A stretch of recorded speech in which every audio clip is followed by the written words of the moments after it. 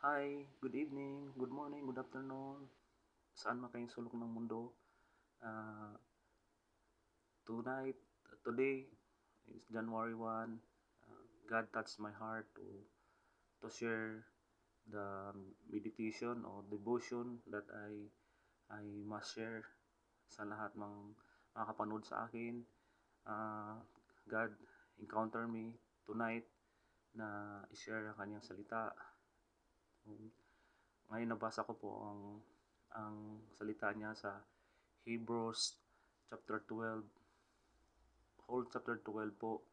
Uh, nag-focus po ako sa chapter 12 verse 2. So ang sinabi dito,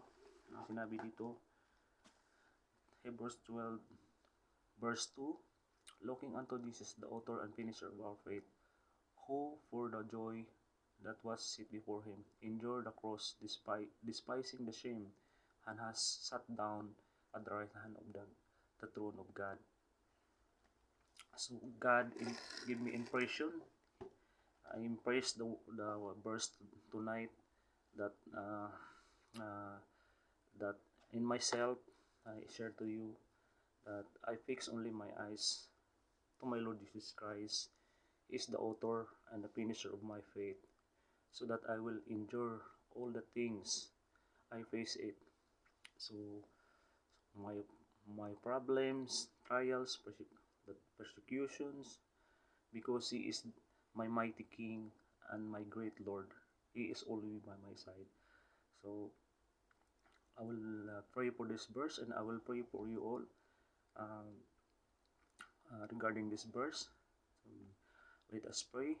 Dear Heavenly Father God, Lord, I thank you, Lord God, for this verse, Lord God, that you always reminding me, and not on me, Lord God, reminding us, Lord, today, Lord God, have us, Lord God, Lord, that our eyes is focusing in you, Lord God, alone, O Lord Jesus, not the things of this world, Lord God, not, Lord God, what we have seen, Lord God, but now, Lord God, the unseen things, Lord God, because the unseen things, Lord God, there is a blessing, there is an eternal, Lord. Lord, help us, Lord God, protect our heart, not be deceived, Lord God, and also our eyes, Lord God, to this world, Lord God. Help us, Lord God, to endure all the things, Lord God, that we encounter, Lord God, the problems, the trials, the persecution, at Lord, all all this, Lord God, we entrust to you alone. Your name is above all the names, O Lord God. And help us, Holy Spirit, the living God. Help us, Lord, to endure, Lord God, this word, Lord God.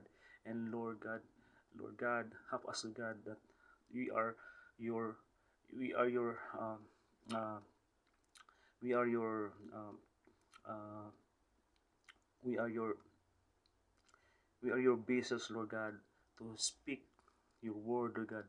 Help us, Lord God, that, Lord God, to spread this word, Lord God, to all the people, Lord God, na na na na nag-worry, Panginoon God, Lord, nag-worry sa mga kanilang future, uh, na, Lord God, na nawala ng pag-asa, Lord, today, Lord God,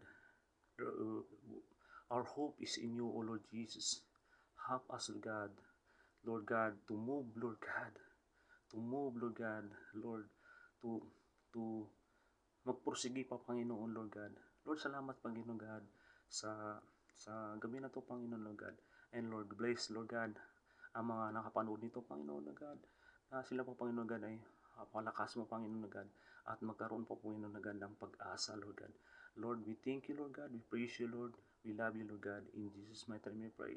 Amen and amen.